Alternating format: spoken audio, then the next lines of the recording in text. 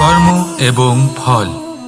মানুষের স্বভাব হলো এটাই যে তিনি নিজের প্রত্যেক পরিশ্রমের প্রতিফল প্রার্থনা করেন। বেশিরভাগ সময় এই ফলাফলের চিন্তা করতে করতে, কল্পনা করতে করতে উনি কর্ম করতে থাকেন যে আমি এই কাজটা করলে এই ফল পাবো। সেই সব কল্পনা করতে থাকেন যা না তার হাতে আছে, না আছে অধিকার, আর না আছে নিয়ন্ত্রণ। উনি শুধু নিজের কর্ম করতে পারেন। উনি কি ফল পাবেন তা তার হাতে কখনোই নেই। তাই আপনিও শুধুমাত্র কর্ম করতে থাকুন, ফলের চিন্তা করবেন না। মনে রাখবেন, শিকড় এবং শাখা যেভাবে একে অপরের সাথে জড়িয়ে, সেইভাবেই একে অপরের সাথে জড়িয়ে কর্ম এবং ফল। যেরকম কর্ম আপনি করবেন সেরকম ফল আপনি অবশ্যই পাবেন। তাই এই ফলের আশায় কর্মের সময় কখনোই নষ্ট করবেন না, কারণ যে ব্যক্তি সময় নষ্ট করেন, সময় সেই ব্যক্তিকে অবশ্যই নষ্ট করে দেয়। কর্ম করুন নিঃস্বার্থভাবে, ফলের চিন্তা করবেন না, আর আমার সাথে ভালোবেসে বলুন রাধা রাধা। কর্ম এবং ফল। দেখতে গেলে এই সমস্ত ব্রহ্মাণ্ড এই দুইয়ের মাঝেই স্থির হয়ে আছে। মানুষজন কর্ম করেন ভালো ফল লাভের আশায়, আর ভালো ফল লাভের আশায় উনি এটাই ভুলে যান যে উনি যে কর্ম করছেন তা কি করছেন। আমি বলেছিলাম কর্ম করুন ফলের চিন্তা না করে, কিন্তু কি কর্ম করছেন সেই বিষয়ে ভাবাটাও অত্যন্ত আবশ্যক। নয়তো অনেক সময় আমরা এমন কর্ম করে ফেলি যা না চাইতেও বিষে পরিণত হয়, যা হয়েছে দুঃশাসনের সাথে, দুর্যোধনের সাথে, গুরু দ্রোণের সাথে। একজনের মানসিকতা উচিত ছিল না, একজনের বিবেক উচিত ছিল না, আরেকজন যে পক্ষ নির্বাচন করেছিলেন সেই পক্ষ উচিত ছিল না। আর যা কিছু ওনাদের সাথে হলো, আপনার, আমার, আমাদের সকলের সাথে তা হতে পারে। আমি বলেছিলাম কর্ম করুন, ফলের চিন্তা করবেন না, কিন্তু এই কর্মের বিষয়ে বিচার করে দেখাটাও ততটাই আবশ্যক। দেখুন, কর্ম করার উচিত প্রক্রিয়া ফলের চিন্তা না করা, কিন্তু যদি আপনার কর্ম শুভ হয় তাহলে তার ফলও নিয়তি আপনাকেই দেবে। সর্বদা কর্ম করার সময় এটা ভাবুন যে আপনার এই কর্ম এই সংসারকে, এই সমাজকে, আপনার পরিবারকে, আপনার আশেপাশের মানুষজনকে কোন দিশায় নিয়ে যাবে। যদি এটা সবার জন্য মঙ্গলময় হয় তাহলে কর্ম করতে থাকুন। আর হ্যাঁ, নিশ্চিত রূপে ফলের চিন্তা করবেন না। আসুন আমার সাথে ভালোবেসে বলুন রাধা রাধা। বটবৃক্ষের বীজ সর্ষের দানার থেকেও ছোট হয়, কিন্তু যখন তা নিজের রূপ ধারণ করে তখন তা বিশাল বৃক্ষের আকার ধারণ করে, যা সহস্র বছর ধরে বেঁচে থাকে, ছায়া প্রদান করে, পাখিদের আশ্রয় প্রদান করে, আর দেয় পথচারীদের বিশ্রাম করার স্থান। কেন? কারণ সেই ছোট বীজ তা মাটির ভেতরে গিয়ে নিজের খোলস ত্যাগ করে। অন্ধকারে থাকে সে, যতই আলো আসুক না কেন, যতই বর্ষা আসুক না কেন, সব সহ্য করে। আর তারপরে একটা চারা গাছ অঙ্কুরিত হয়, তারপর ধীর গতিতে একটা বিশাল বৃক্ষতে পরিণত হয়।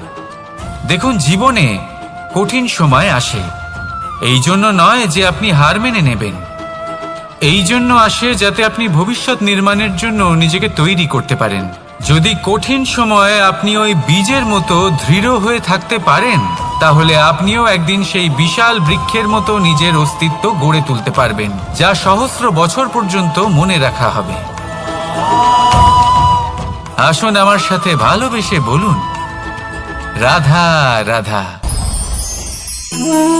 এই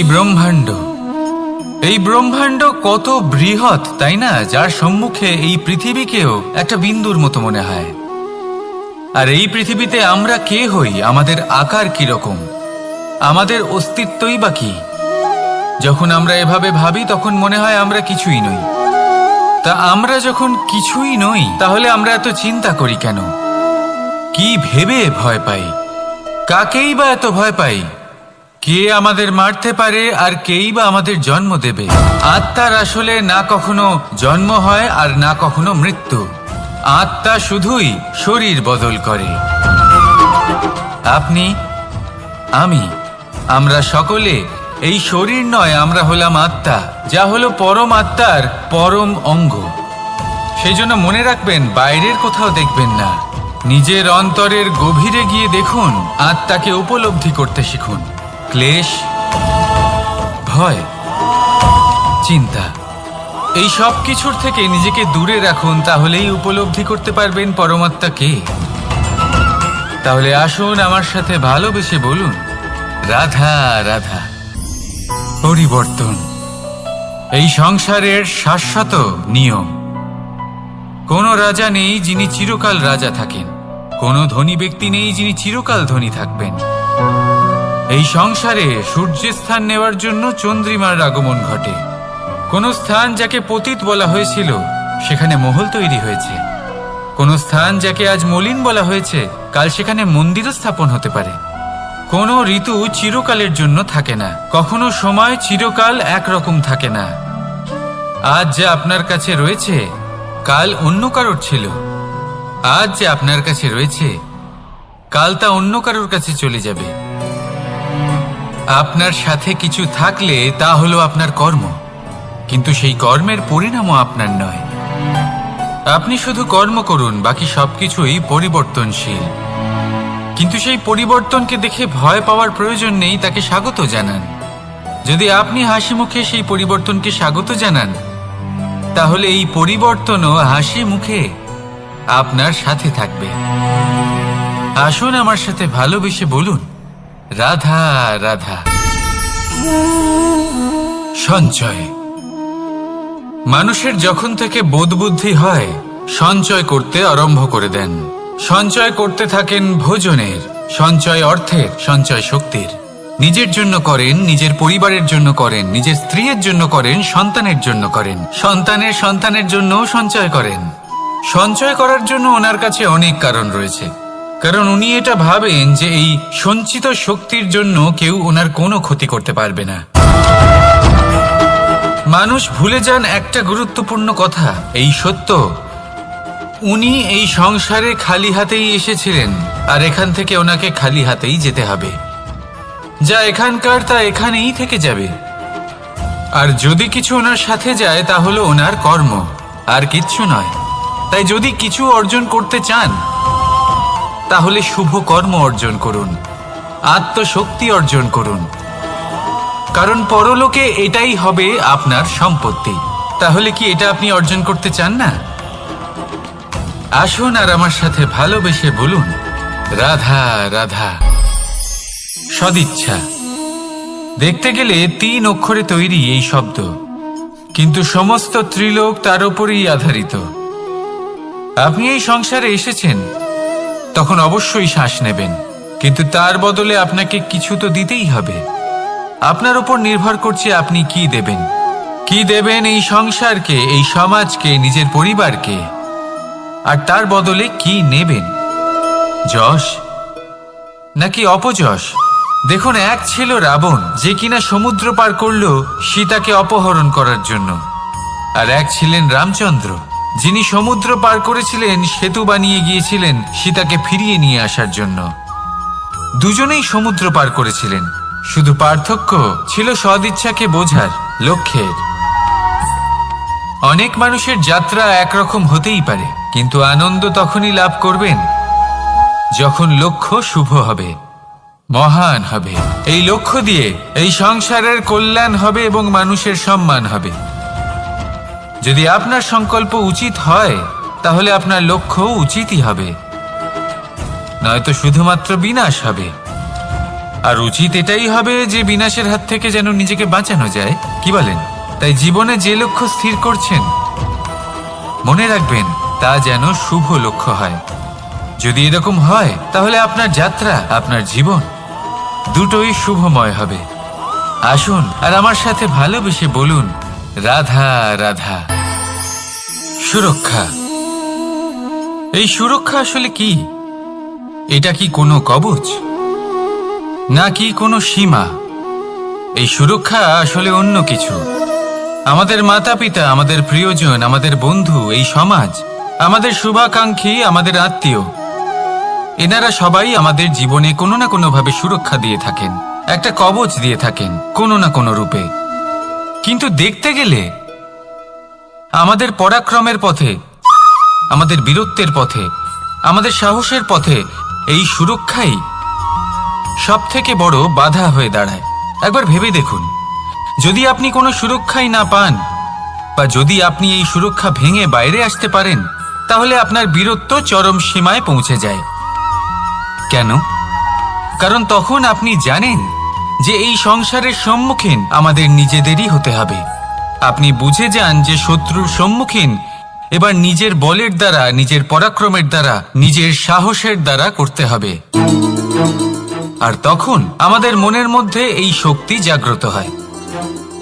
এই শক্তি অন্তরেই বসবাস করে। শুধু এটা চিনে নিতে হবে, একে জাগ্রত করতে হবে। আর এটা সুরক্ষা ভেঙে যাওয়ার পরেই সম্ভব হয়। আর যারা নিজের শক্তি সম্পর্কে জানেন, যিনি নিজেই জানেন তিনি কতটা শক্তিশালী, তিনি নিজেই নিজের সুরক্ষা কবচ চিরকালের মতো ভেঙে ফেলে দেন, ঠিক কর্ণের মতো। আর তারপরে দেখুন, আপনার পরাজয় হোক বা বিজয়ী হোক না কেন, সেটাই অনেক বড় হয়, সেটাই প্রশস্ত হয়ে থাকে। সেই জন্য ত্যাগ করুন নিজের ভয়কে, নিজের আশেপাশের এই সুরক্ষা চক্রকে ভেঙে ফেলুন। আর সম্মুখীন হন এই সংসারের, নিজের শত্রুর সম্মুখীন হন। পরাক্রমের এই অঙ্কুর, তা অঙ্কুরিত হওয়ার জন্য বীজের উপরের এই কবচ, এটা ভেঙে যাওয়া অতি আবশ্যক। আসুন আমার সাথে ভালোবেসে বলুন, রাধা রাধা।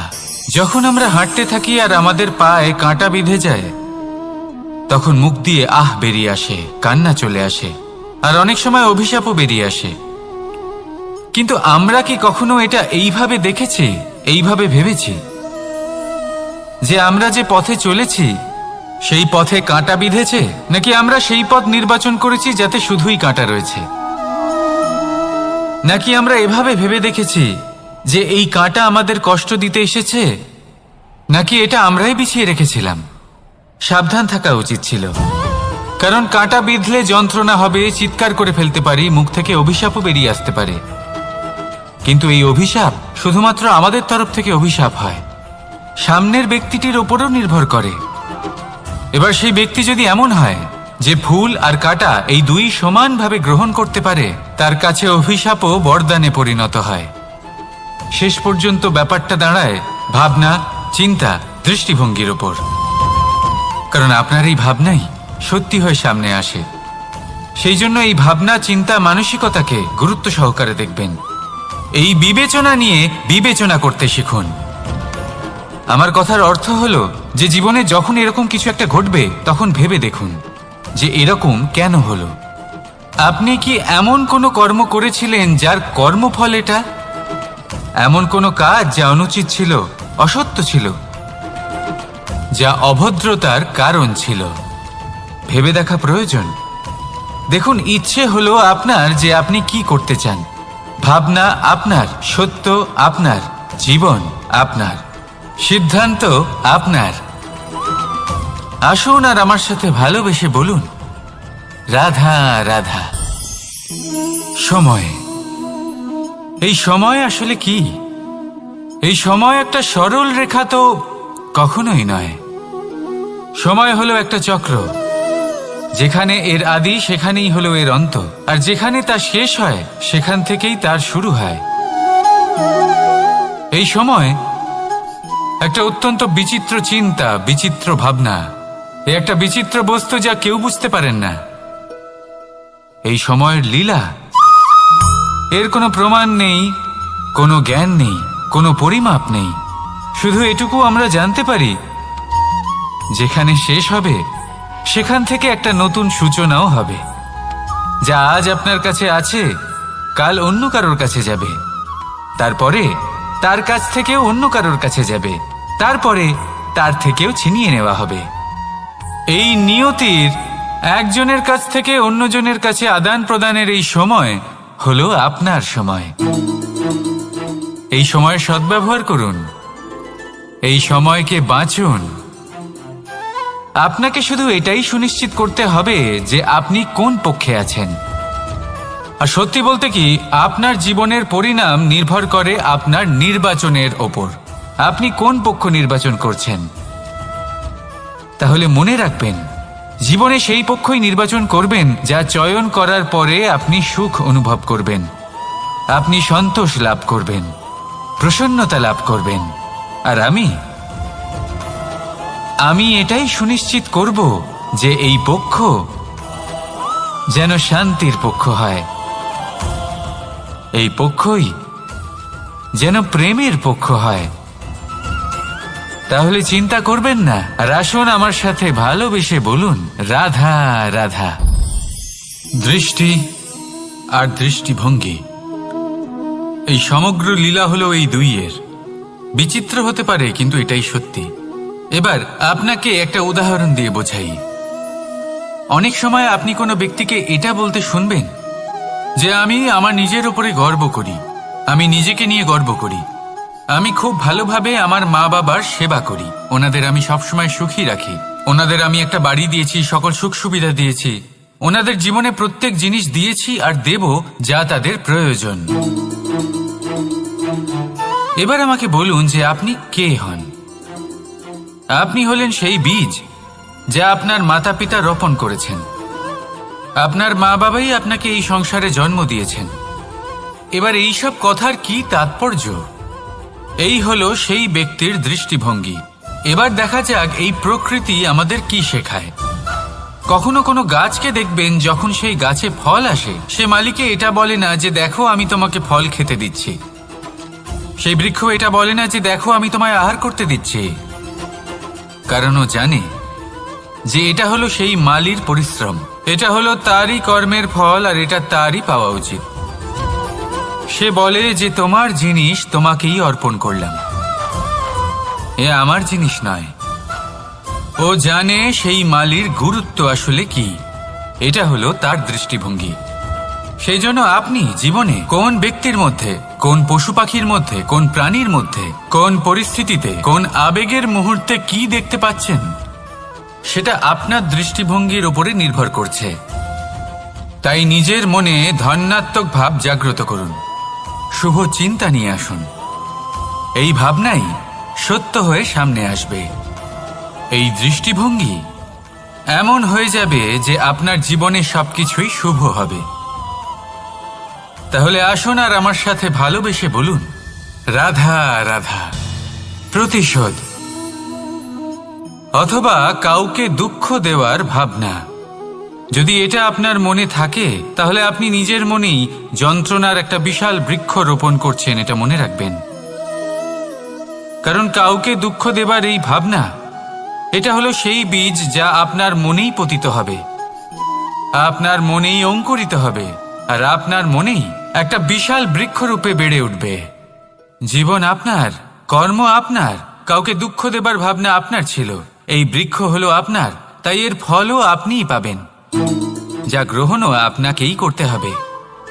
মনে রাখবেন, যে মানুষ এটা ভাবে যে আমি ওকে দুঃখ দেব, ওকে কষ্ট দিতে চাই আমি, সেই মানুষই দুঃখ আর কষ্ট পেয়ে থাকে। যদি সেই জায়গায় আপনি এটা ভাবেন যে আমি কাউকে সুখী করে তুলতে চাই, কাউকে সুখ প্রদান করতে চাই, তাহলে তারও বীজ আপনার মনেই রোপণ হবে, বৃক্ষে পরিণত হবে, যার ফলও আপনিই পাবেন। এখানে বিষয়টা হলো শুধু মানসিকতার চিন্তা, যা সত্য হয়ে আপনার সামনে আসে। তাহলে এই মানসিকতা শুভ করুন, সবার জন্য মঙ্গল কামনা করুন।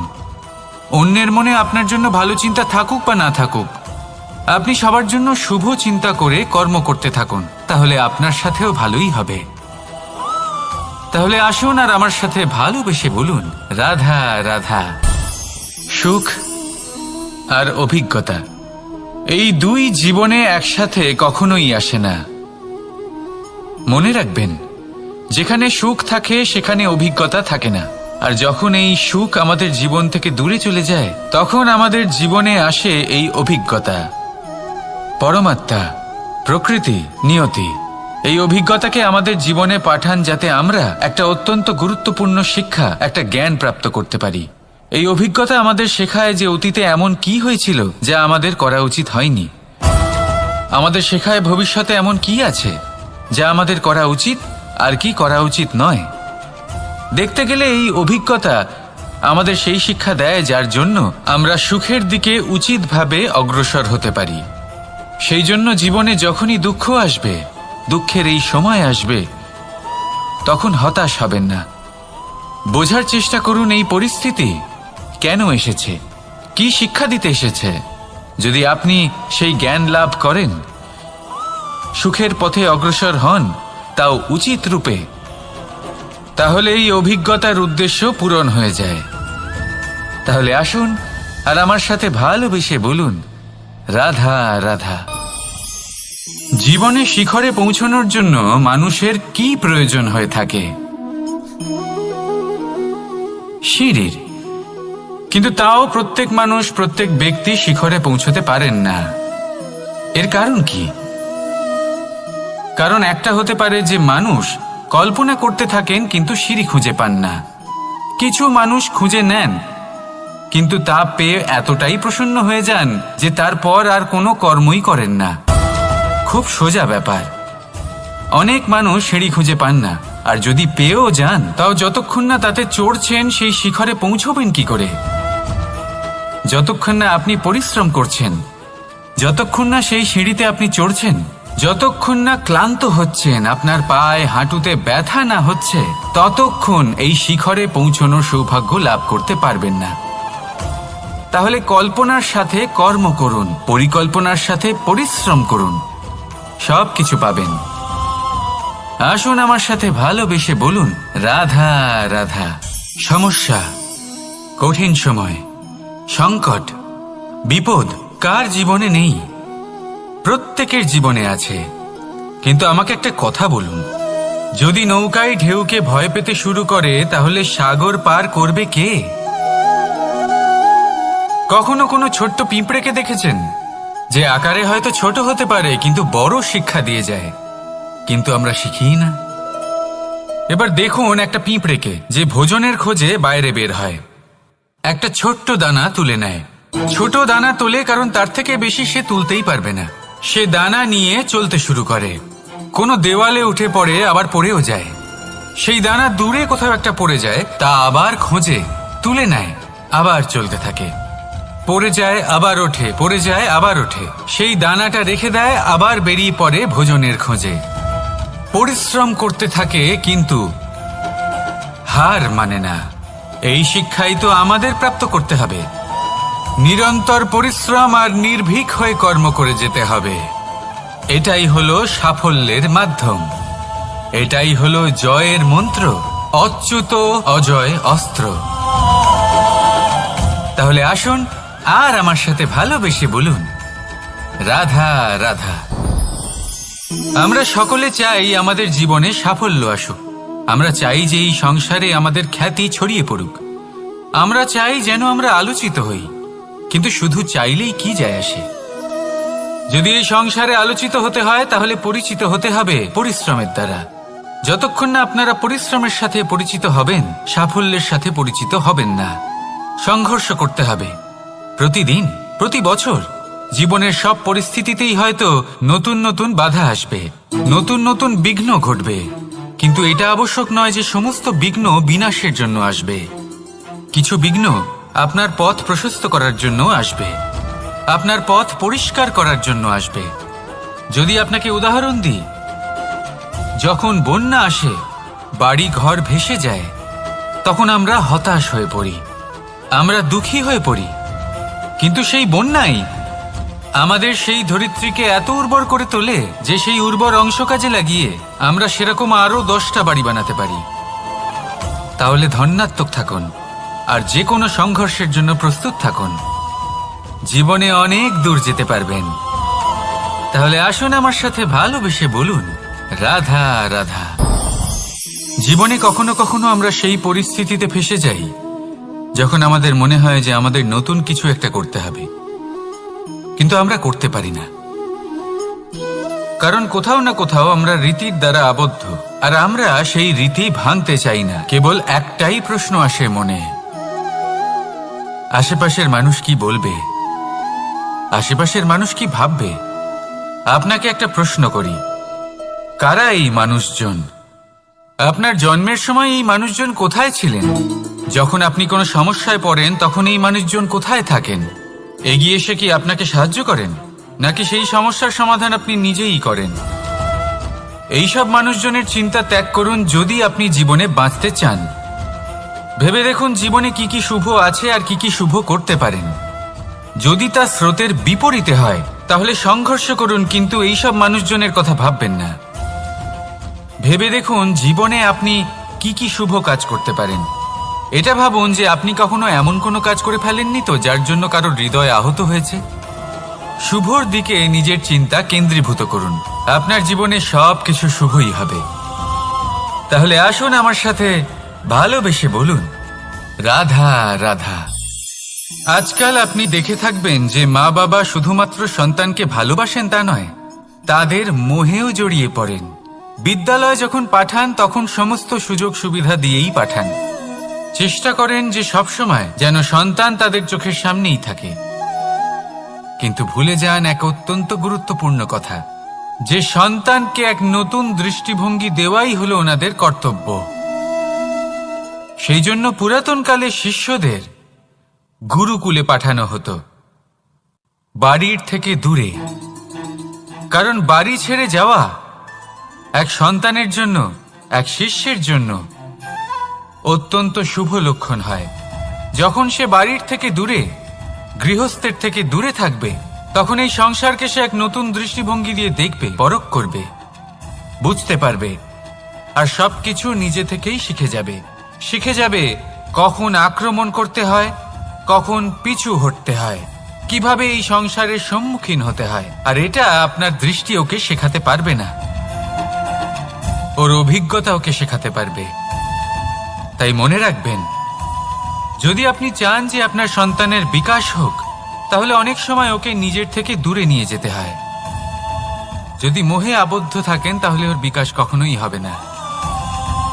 তাহলে আসুন আমার সাথে ভালোবেসে বলুন, রাধা রাধা। কখনো কখনো মানুষ মনে করেন যে সে নিজেই সব থেকে বেশি শক্তিশালী, তিনি হলেন জ্ঞানী। দেখুন, এটা ভালো ব্যাপার যে আপনার মধ্যে শক্তি আছে, জ্ঞান আছে, আর এটা শুধু আপনার জন্য নয়, এই সমস্ত সমাজের জন্য, দেশের জন্য, সমগ্র পৃথিবীর জন্য অত্যন্ত আবশ্যক। কিন্তু এই কথাটাও বোঝা অত্যন্ত আবশ্যক যে এই জ্ঞান যেন কখনো অহংকার না হয়ে ওঠে। যখন মানুষের মধ্যে জ্ঞান থাকে তখন সে রাম হয়ে ওঠে।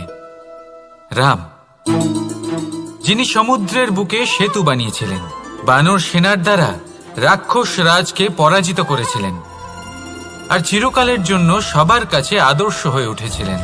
আর যদি মানুষের মনে অহংকার জন্মায় তাহলে সে রাবণ হয়ে ওঠে। দেশে বিদেশে যতই খ্যাতি থাকুক না কেন, সে রাক্ষস হয়ে ওঠে, নিজের সাথে সাথে সমস্ত কুলের বিনাশ করে বসে। এবার জ্ঞান নাকি অহংকার, আপনার কি চাই সেই সিদ্ধান্ত আপনার, আর আপনার এই সিদ্ধান্তই নিশ্চিত করবে যে আপনার কর্ম কি হবে, আর আপনার এই কর্মই নিশ্চিত করে দেবে আপনার প্রারব্ধ কি হবে। তাহলে শুভ কর্ম করুন আর আমার সাথে ভালোবেসে বলুন, রাধা রাধা। কোনো বাগানের কোনো বৃক্ষকে দেখেছেন যেখানে সুগন্ধি ফুল থাকে, রসালো ফল থাকে, তখন মন প্রফুল্ল হয়ে ওঠে, মন থেকে সেই বৃক্ষের প্রতি ভালোবাসা জন্মায়। কিন্তু যিনি বাগানের মালিক, শুধুমাত্র তিনিই জানেন যে কিভাবে এই বৃক্ষকে আগলে রাখতে হয়, কিভাবে তার পরিচর্যা করলে এতে সুন্দর সুগন্ধি ফুল হবে, রসালো ফল হবে। কখনো কখনো প্রয়োজনের থেকে বেশি রোদ পেলে এই বৃক্ষগুলি শুকিয়ে যায়, প্রয়োজনের থেকে কম রোদ পেলেও এই বৃক্ষ কিন্তু শুকিয়ে যায়। প্রয়োজনের থেকে কম জল যদি পায়, এই বৃক্ষ শুকিয়ে যেতে পারে। প্রয়োজনের থেকে অতিরিক্ত জল যদি পায়, তখনও এই বৃক্ষের শিকড়গুলি নষ্ট হয়ে যেতে পারে। এবার এটাই কিন্তু আমাদের সংসারের সাথেও হয়।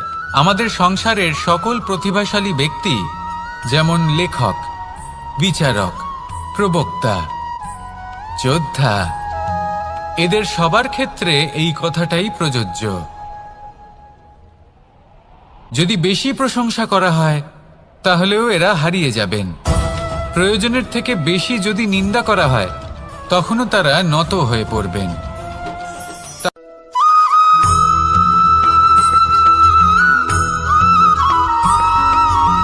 পঞ্চতত্ত্বের মধ্যে দ্বিতীয় তত্ত্ব হল ধরণী, ভূমি, যাকে আমরা ধরণী মাতা বলি। এই ধরণী ধৈর্য ধারণ করে, আর এর ওপরেই আমাদের সমগ্র সংসার নির্ভরশীল। কারণ এই ভূমি সহ্য ক্ষমতা রাখে, এর সহ্য ক্ষমতা হল অপরিসীম। সন্তান যতই আঘাত প্রদান করুক না কেন প্রেম পূর্বক সহ্য করে, আর তার বদলে অমূল্য রত্ন প্রদান করে। সন্তান যদি হাল চালায় তাহলে তার বদলে তাকে অন্ন প্রদান করে। এটাই হলো ধরণী। এবার এর থেকে আমরা কি শিক্ষা পেতে পারি? এটাই যে কারোর জন্য কিছু করা বা কাউকে কিছু দেওয়া মনে কোনো কামনা ছাড়াই। আর এই কথাটা বুঝে যান, যদি কারোর জন্য কামনা না রেখে বা কোনো পাওয়ার আশা না রেখে কারোর জন্য কিছু করেন বা কারোকে কিছু দেন, যদি এটা আপনি শিখতে পারেন তবে আপনি ভালোবাসতে শিখে গেছেন। আর সেই জন্যই এই ধরিত্রীকে মাতা বলা হয়। কারণ মাতা শুধু উনি নন যিনি গর্ভে সন্তানকে ধারণ করেন, মাতা তো উনিও যিনি জীবন বাঁচতে শেখান, যিনি জীবন বাঁচার উদাহরণ প্রদান করেন। তাহলে ধরণীর থেকে এই নিঃস্বার্থ ভাব শিখুন, নিঃস্বার্থ ভালোবাসা শিখুন, আর এই ভালোবাসার সাথেই বলুন রাধা রাধা।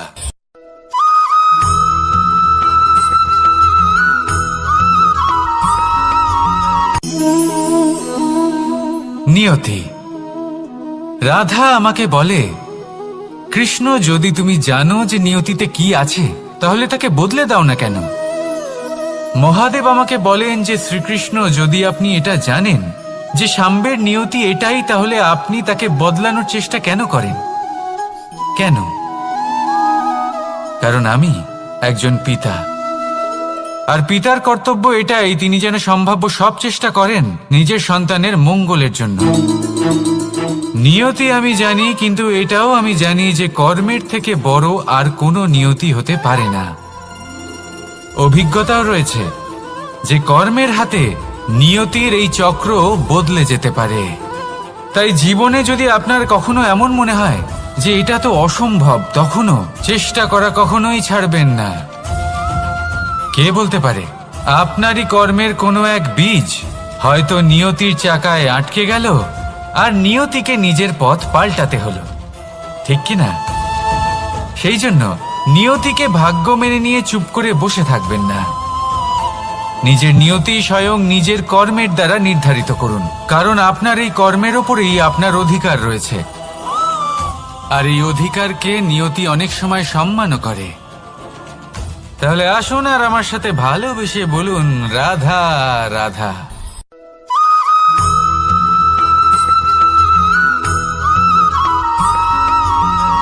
মানুষ ভাবেন যে ধন অর্জন করা হলো অত্যন্ত গুরুত্বপূর্ণ।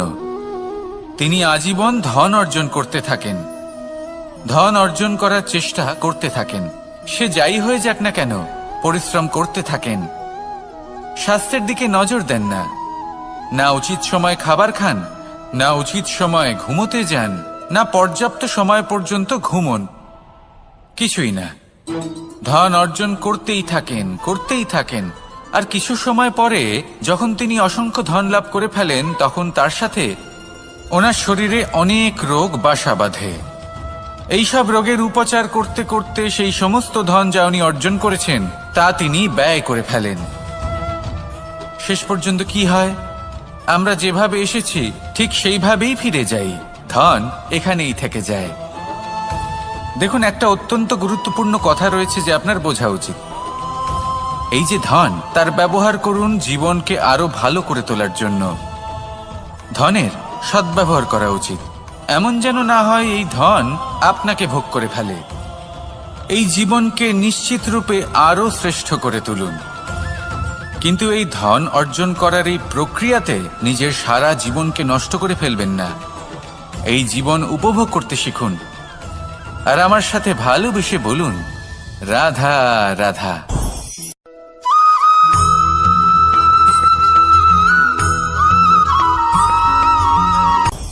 আপনি কখনো পর্বতের শিখরে উঠেছেন? আপনি দেখতে পাবেন পর্বতের পদতলে প্রচুর সুন্দর ফুল রয়েছে, সবুজ বনানী রয়েছে। যত আপনি ওপরে উঠতে থাকবেন তত ফুল কমতে থাকবে, সবুজ বনানী কমতে থাকবে। আরো কিছুটা ওপরে উঠলে কাঁটা জাতীয় গাছ দেখতে পাবেন, শুকনো গাছ দেখতে পাবেন। আরো যদি ওপরে ওঠেন তাহলে পাষাণ দেখতে পাবেন। আরো ওপরে উঠলে হিমখণ্ড দেখতে পাবেন। এই যে পর্বত, তা মনুষ্য জীবনের সবথেকে উত্তম উদাহরণ। মানুষ যখন সাফল্যের শিখরে পৌঁছতে চান, মহানুভবতার শিখরে পৌঁছতে চান, পথে যত আস্তে আস্তে উপরে উঠতে থাকেন ততই ভৌতিক বস্তু তার থেকে বিচ্ছিন্ন হতে থাকে। যদি তিনি সেই ভৌতিক বস্তুগুলি ত্যাগ না করতে পারেন তাহলে কখনোই সেই স্থানে পৌঁছতে পারবেন না। আর মানুষ যদি উচিত ত্যাগ করতে পারেন, পথে অগ্রসর হতে থাকেন, এগোতে থাকেন, তাহলে একদিন না একদিন তিনি মহানুভবতার, জ্ঞানের, সাফল্যের হিমের স্বাদ অবশ্যই লাভ করবেন। মনে রাখবেন, মানব জীবনে ত্যাগ হলো অত্যন্ত গুরুত্বপূর্ণ অংশ। আসুন আমার সাথে ভালোবেসে বলুন, রাধা রাধা।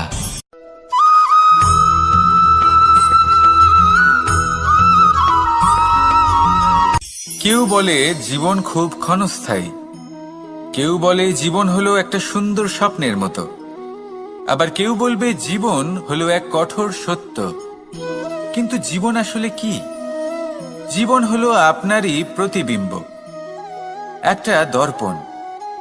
অর্থাৎ আপনি জীবনকে সেইভাবেই পাবেন যেরকম আপনি নিজেকে প্রতিপন্ন করবেন। যদি আপনি দর্পণের দিকে তাকিয়ে হাসেন তাহলে আপনি সামনে হাসি মুখী দেখতে পাবেন।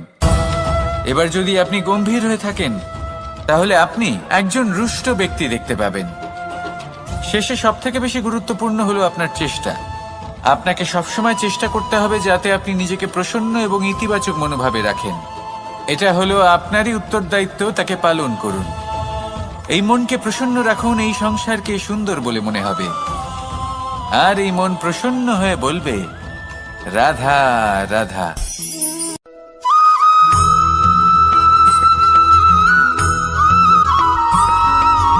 আমাদের শরীর প্রকৃতির সর্বশ্রেষ্ঠ রচনা। যে অঙ্গ প্রত্যঙ্গ আমরা লাভ করেছি প্রত্যেকটির মধ্যে একটি নিজস্ব বার্তা রয়েছে। একটু ভেবে দেখুন, দুটি চোখ দিয়েছে দেখার জন্য, দুটি কান দিয়েছে শোনার জন্য, নাসিকাও আছে দুটি, দুটি হাত দিয়েছে দ্বিগুণ পরিশ্রম করার জন্য। কিন্তু জীব শুধুমাত্র একটি। তার উপরেও তীক্ষ্ণ বলিষ্ঠ দাঁত দিয়েছে তার রক্ষার জন্য। কখনো ভেবে দেখেছেন কেন?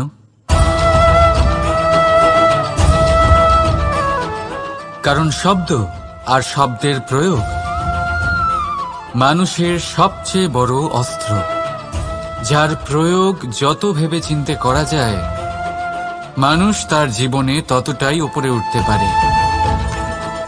তাহলে মনে রাখুন, দেখুন, শুনুন আর বুঝুন বেশি, বলুন কম। রাধা রাধা।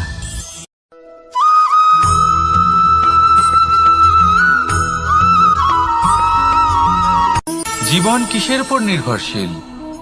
ধনের ওপর, বৈভবের অনুভব যদি আপনি করতে চান তাহলে তা পাবেন শুধু একতার দ্বারা, সংগঠনের দ্বারা। যদি আপনাকে উদাহরণ দিই, নিজের এই হাতটাকে দেখুন, 5টা আঙুল রয়েছে। কোনো একটা বস্তুকে নিজের একটা আঙুল দ্বারা তুলে ধরার চেষ্টা করে দেখুন, বড়ই কষ্ট হবে। তখন আপনি বুঝতে পারবেন যখন এই 5টি আঙুল একত্রিত হয় তখন কোনো কাজ কতটা সহজ হতে পারে। এটাই হলো শক্তি, একতার। সবথেকে ভালো উদাহরণ যদি আপনাকে দিই তাহলে বাঁশি। এই বাঁশি থেকে অত্যন্ত মধুর সুর নির্গত হয়, যা সবার মন প্রসন্ন করে দেয়। এই কথা সত্যি, কিন্তু এই বাঁশি আমি একটা বা দুটো আঙুল দিয়ে বাজাতে পারবো না। আমাকে প্রত্যেকটা আঙুল ব্যবহার করতেই হবে, তবেই এর থেকে মধুর সুর নির্গত হবে, যা সকলকে প্রসন্ন করবে। ঠিক কিনা? ঠিক এইভাবেই যদি আপনি চান যে আপনার জীবনরূপী বাঁশি থেকেও মধুর সুর নির্গত হোক বা সবার মনকে প্রসন্ন করে তুলুক, তাহলে আপনাকেও জীবনে একতা নিয়ে আসতেই হবে। আপনি একাও কর্ম করতে পারেন, পথ চলতেও পারেন, সামনেও এগোতে পারেন, সাফল্যও লাভ করতে পারেন। কিন্তু যখন সকলে একসাথে এগোবেন, সেই পথে চলবেন, সেই কর্মই করবেন, তখন লক্ষ্যে অবশ্যই পৌঁছবেন, সাফল্য অবশ্যই লাভ করবেন। কিন্তু সেই সাফল্য এবং তার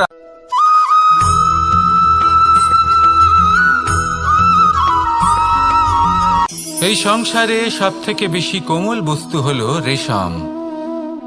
এই রেশম এতটাই কোমল হয় যে এর পুরো একটা থান শুধুমাত্র একটা হাতে ধরা সম্ভব। কখনো ভেবে দেখেছেন এই রেশম কিভাবে হয়?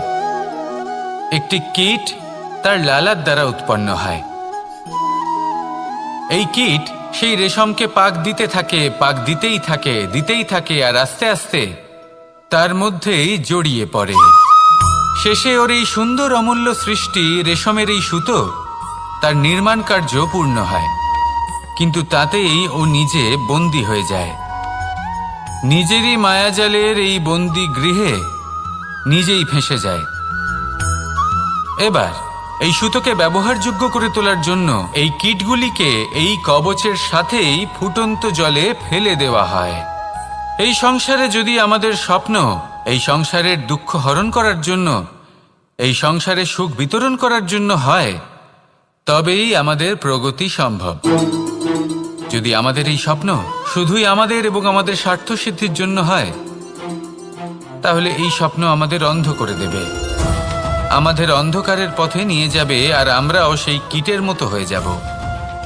নিজেদেরই মায়াজালে আমরা নিজেই ফেঁসে যাব, আর শেষে আমরা যদি কিছু লাভ করি তা হবে একাকিত্ব, অন্ধকারময় মৃত্যু।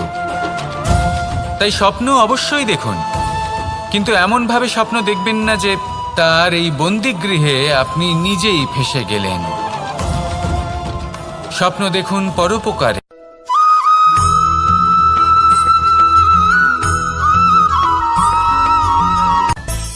মানুষের মধ্যে একটা বিচিত্র প্রবৃত্তি থাকে, অন্য সকলের বিষয়ে, তাদের জীবনের বিষয়ে, তাদের ব্যক্তিত্বের বিষয়ে, তাদের ভবিষ্যতের বিষয়ে অনুমান করা। এটা হলো অনুচিত। কারোর অতীতকালকে দেখে লোকে ভবিষ্যৎ বলে দিতে পারেন, বর্তমানকে দেখে ভবিষ্যতের বিষয়ে অনুমান করে ফেলেন। উদাহরণ দিতে হলে বলবো, কোনো দাসকে দেখুন, ওকে দেখে লোকে বলে যে ওর ভবিষ্যৎ সেটাই হতে পারে, অনুমান করে ফেলেন। আর এই রাজাকে দেখুন, উনি তো কত সুখী হবেন, উনি তো জগতের সব থেকে অধিক সুখী মানুষ, কত সুখ সুবিধা আছে ওনার কাছে, ধারণা করে ফেলেন। তবে সত্য তো এটাই যে কারোর ব্যক্তিত্বের বিষয়ে, তাদের ভবিষ্যতের বিষয়ে আপনি পূর্ণ সত্য কখনোই বলতে পারবেন না, শুধু অনুমান করতে পারবেন। আর এই অনুমান করে সত্যি কোনো লাভ হয় না, কারণ এই কাল সেটা হলো অত্যন্ত শক্তিশালী।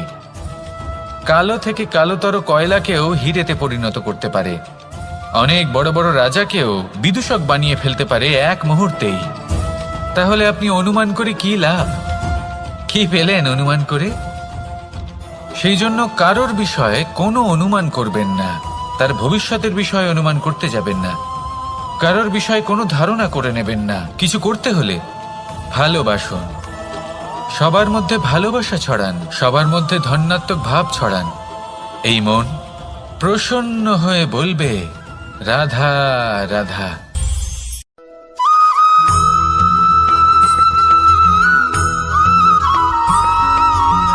পঞ্চতত্ত্বের মধ্যে দ্বিতীয় তত্ত্ব হল ধরণী, ভূমি, যাকে আমরা ধরণী মাতা বলি। এই ধরণী ধৈর্য ধারণ করে, আর এর ওপরেই আমাদের সমগ্র সংসার নির্ভরশীল। কারণ এই ভূমি সহ্য ক্ষমতা রাখে, এর সহ্য ক্ষমতা হলো অপরিসীম। সন্তান যতই আঘাত প্রদান করুক না কেন প্রেম পূর্বক সহ্য করে আর তার বদলে অমূল্য রত্ন প্রদান করে। সন্তান যদি হাল চালায় তাহলে তার বদলে তাকে অন্ন প্রদান করে। এটাই হলো ধরনী। এবার এর থেকে আমরা কি শিক্ষা পেতে পারি? এটাই যে কারোর জন্য কিছু করা বা কাউকে কিছু দেওয়া মনে কোনো কামনা ছাড়াই। আর এই কথাটা বুঝে যান, যদি কারোর জন্য কামনা না রেখে বা কোনো পাওয়ার আশা না রেখে কারোর জন্য কিছু করেন বা কারোকে কিছু দেন, যদি এটা আপনি শিখতে পারেন তবে আপনি ভালোবাসতে শিখে গেছেন। আর সেই জন্যই এই ধরিত্রীকে মাতা বলা হয়। কারণ মাতা শুধু উনি নন যিনি গর্ভে সন্তানকে ধারণ করেন, মাতা তো উনিও যিনি জীবন বাঁচতে শেখান, যিনি জীবন বাঁচার উদাহরণ প্রদান করেন। তাহলে ধরনীর থেকে এই নিঃস্বার্থ ভাব শিখুন, নিঃস্বার্থ ভালোবাসা শিখুন, আর এই ভালোবাসার সাথেই বলুন রাধা রাধা।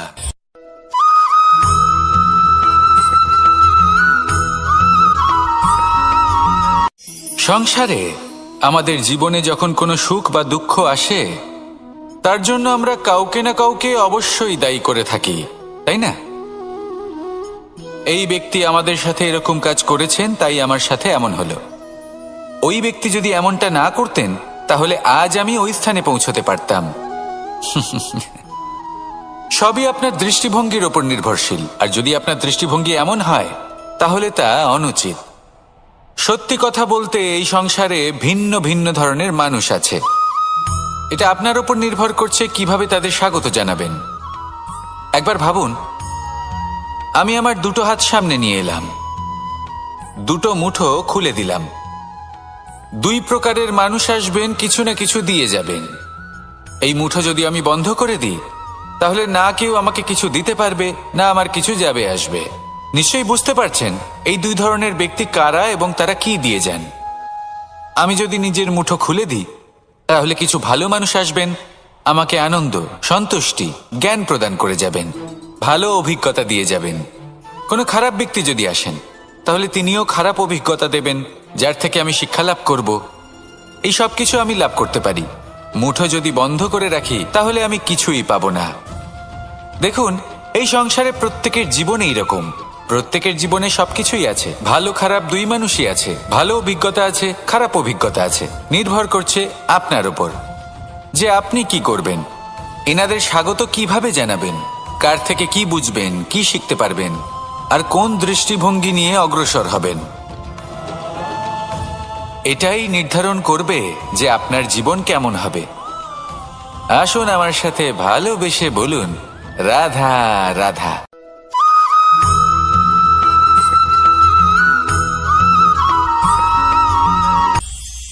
এটা হলো ধান গাছ। এর থেকে যে চাল উৎপন্ন হয় তা মানুষ গ্রহণ করেন। আর এটা কি? এ হলো জংলি ঘাস। একবার ভেবে দেখুন, যদি এই জংলি ঘাস ধান গাছের আশেপাশে থাকে তাহলে কি হবে? ধান উৎপন্ন হতে পারবে? তা উৎকৃষ্ট হতে পারবে? আমরা কি তা গ্রহণ করতে পারবো? কখনোই নয়। এই জংলি ঘাস ধানকে নষ্ট করে দেবে, কিন্তু নিজে জীবিত থাকবে। এটাই হলো আজকের শিক্ষা। এই সংসারে যদি আপনি নীতির পথে চলতে চান, উচিত কর্ম করতে চান, সংসারকে সেবা করতে চান, তাহলে জংলি ঘাসের মতো ব্যক্তিদের থেকে সবসময় দূরে থাকতে হবে। সেই ব্যক্তি যারা দুর্নীতি এবং মিথ্যা দ্বারা পরিপূর্ণ, যাদের ব্যবহার অশুভ, যাদের অনেক অশুভ গুণ রয়েছে, তারা সঠিক নয়। সেই সকল ব্যক্তি যাদের চরিত্র অত্যন্ত দুষ্ট হয়, তারা হয় শুভ চরিত্রের ব্যক্তিকে একদম নষ্ট করে দেয়, নয় নিজের মতো বানিয়ে তোলে। তাই যদি আপনি নীতির পথে চলতে চান, এই সংসারের জন্য শুভ কর্ম করতে চান, তাহলে সেই সঙ্গ লাভ করুন যে সঙ্গ জ্ঞানে পরিপূর্ণ, যাদের মধ্যে অনেক গুণ আছে, যাদের থেকে প্রতিদিন কিছু শিখতে পারবেন। এমন ব্যক্তির সাথে জীবন অতিবাহিত করুন। দুরাচারীদের থেকে দূরে থাকুন। তবেই এই মন প্রসন্ন হয়ে বলবে রাধা রাধা।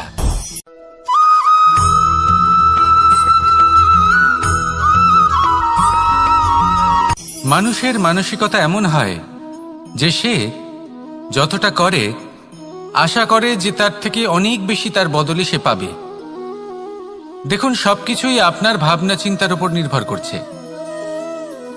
আপনি যদি ফলের বিষয়ে ভেবে কর্ম করতে থাকেন তাহলে সেটা অনুচিত। জীবনের আসল আনন্দ হলো নিজের কর্ম করতে থাকা, ফলের চিন্তা করা উচিত নয়। যদি আপনি এরকম ভাবেন যে আমি এতটা করছি, আমার এতটা পাওয়া উচিত, সেই ভাবনা অনুচিত। যদি আপনি সেবার মানসিকতা নিয়ে কর্ম করতে থাকেন, কর্মচক্রে প্রবাহিত হন, যদি আপনি এমন ভাবনা রাখেন যে আমি এতটা পাচ্ছি তাই এর থেকে অনেক বেশি আমি কর্ম করব, তাহলে নিশ্চিতরূপে আপনি যতটা করছেন তার থেকে অনেক বেশি আপনি পাবেন। আপনার আশার থেকে অনেক বেশি আপনি পাবেন। শুধু জীবনে অনেক বেশি কাজ করতে থাকুন, ফলের চিন্তা করবেন না। আর মনে রাখবেন, এই ভাবনাই সব থেকে বড় বীজ। কর্মের উপর বিশ্বাস রাখুন। জীবনে যা যা আপনি চান সবই সুখময় হবে। আসুন আর আমার সাথে ভালোবেসে বলুন, রাধা রাধা।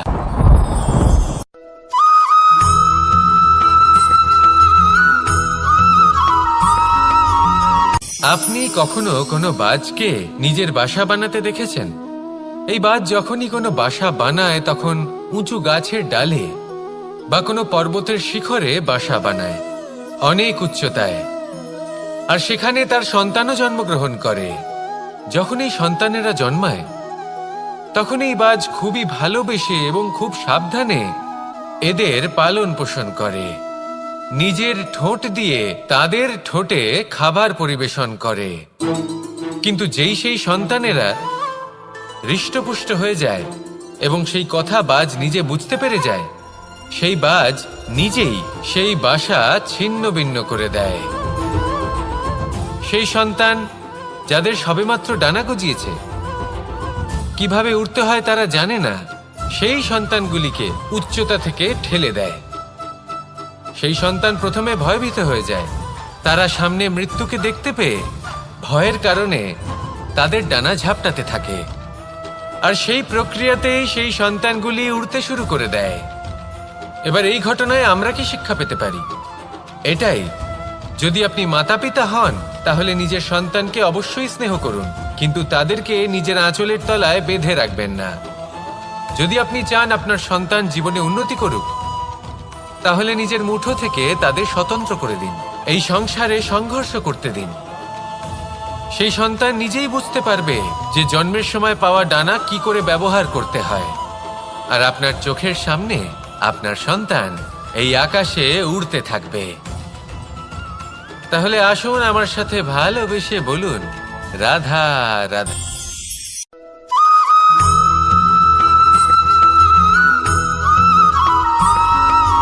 বসন্ত ঋতু, এই সময় মন আনন্দে ভরে থাকে। এমন মনে হয় যেন আমরা আকাশে বিচরণ করতে চলে যাই, কিন্তু সেটা তো সম্ভব নয়। সেই জন্য হয়তো আমরা ঘুড়ি ওড়াই, এই ঘুড়িকে নিজেদের প্রতিরূপ মনে করে। এবার অনেক মানুষ আছেন যারা ঘুড়ি ওড়ান, কিন্তু এই কর্মের সারমর্ম কি সেটা কজন বুঝতে পারেন? আপনি এটা মনে করুন যে আপনি হলেন সেই ঘুড়ি, আর এই সুতো যিনি ধরে রয়েছেন তিনি হলেন পরমাত্মা। আর এই সুতো যেখান থেকে শুরু হয় সেই লাটাই হলো আমাদের কর্মচক্র। এবার আপনি নিজেই অনুমান করুন যে এই উড়ান কার ওপর নির্ভরশীল? পরমাত্মার ওপর আর আপনার কর্মের ওপর। যদি পরমাত্মা আপনার হাত ধরে থাকেন, আপনার সাথে থাকেন, যদি আপনি শুভ কর্ম করতে থাকেন, আপনি এই আকাশে উড়তে থাকবেন। কিন্তু কোথাও যদি পরমাত্মার সাথে এই বন্ধন ছিন্ন হয়, আপনার কর্মচক্র খারাপ হয়ে যায় বা থেমে যায়, তাহলে আপনার এই ঘুড়ি কেটে যাবে আর দূরে কোনো গাছের ডালে গিয়ে আটকে যাবে। তাই শুধুমাত্র ঘুড়ি ওড়াবেন না, তার থেকে শিখুন। পরমাত্মার সাহচর্যে থাকুন, সবসময় শুভ কর্ম করতে থাকুন আর সবসময় এই আকাশে উড়তে থাকুন। আসুন আর আমার সাথে ভালোবেসে বলুন রাধা রাধা।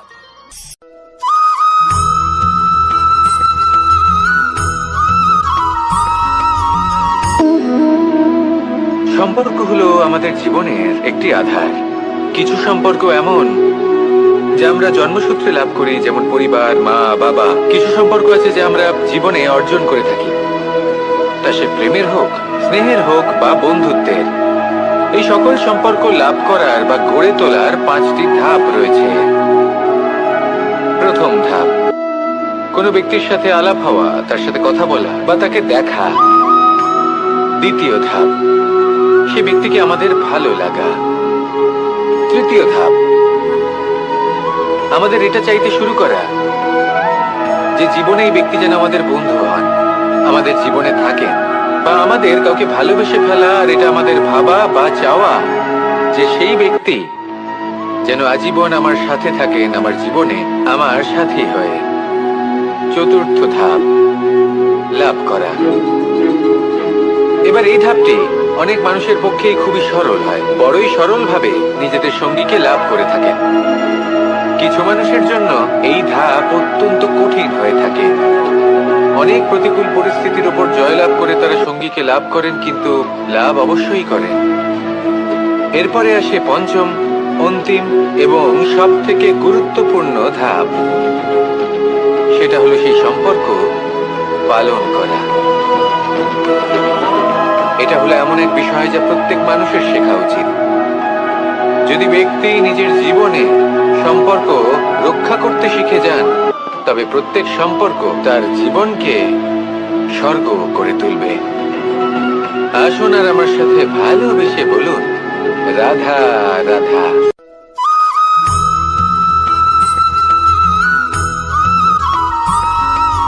জীবনে যখন কোনো ব্যক্তি নিজের লক্ষ্য প্রাপ্তির জন্য নিরন্তর পরিশ্রম করতে থাকেন, চেষ্টা করতে থাকেন, তখন তিনি কষ্ট অনুভব করেন। কখনো শারীরিক কষ্ট, কখনো মানসিক কষ্ট। এবার উনি এটা ভাবতে থাকেন যে আমি কি উচিত করছি নাকি অনুচিত করছি। কারণ অন্যদিকে এমন একজন ব্যক্তিও আছেন যিনি একদমই পরিশ্রম চেষ্টা করছেন না। তিনি মদিরা পান করেন, বিলাসিতায় জীবন কাটান, অলস প্রকৃতির হয়ে ওঠেন, নিদ্রাতে বিলীন হয়ে থাকেন আর ভাবেন যে তিনি সুখ লাভ করছেন। কিন্তু এরকম কেন হয়? কারণ যখন আমরা সৎ পথে থাকি, উচিত পথে চলি, লক্ষ্য প্রাপ্ত করার জন্য চেষ্টা করতে থাকি, তখন আমাদের ভেতরে থাকা নেতিবাচক শক্তি এবং পাপ এই দেহকে ত্যাগ করে দেয়। আর এই অনুভূতিটাই আমাদের দুঃখের অনুভূতি দেয়, কষ্ট দেয়। এবার সেখানে যদি আমরা কুপথে চলি, অনুচিত পথে চলতে থাকি, তাহলে আমাদের ভেতরে থাকা পুণ্য এবং ধনাত্মক শক্তি আমাদের দেহ ত্যাগ করে দেয়। আর এই অনুভূতির কারণেই আমরা সুখ অনুভব করি। কিন্তু কখনো ভাববেন যে এই সুখ বেশি সময় পর্যন্ত থাকে না। সেই জন্য সবসময় মনে রাখবেন, যদি আপনি জানেন যে এটাই আপনার লক্ষ্য, এটাই উচিত পথ, শুভ পথ, তাতে নিরন্তরভাবে এগিয়ে যেতে চেষ্টা করতে থাকুন। এই কষ্ট আপনাকে সুখের পরাকাষ্ঠায় কখন পৌঁছে দেবে তা আপনি জানতেই পারবেন না। আসুন আমার সাথে ভালোবেসে বলুন রাধা রাধা।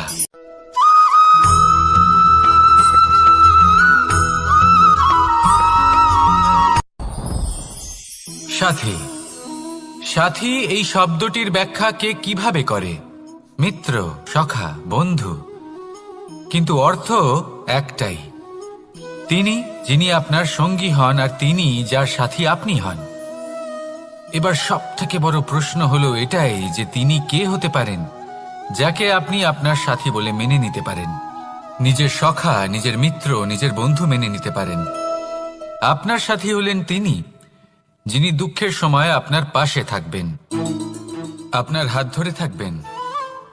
আপনার সাথী হলেন তিনি যার হাত আপনি নিজের সুখের দিনে ধরে থাকবেন। সেই সাথীরই হাত ধরুন যিনি দুঃখে সবসময় আপনাকে সাহায্য করার জন্য তৎপর হয়ে থাকেন, আপনার পাশে থাকেন, আর যাকে সুখের দিনে আপনি আপনার সাথে রাখতে পারেন। আর যখন আপনার সাথে আপনার এই সাথী থাকবে তখন আপনি এটা বুঝবেন যে যখন জীবনে দুঃখ আসে তখন এই দুঃখ কমে যায়, সবার মধ্যে ভাগ হয়ে যায়। আর যদি তখন সুখ আসে তাহলে সেটা সবার উপস্থিতিতে আরো বেড়ে যায়।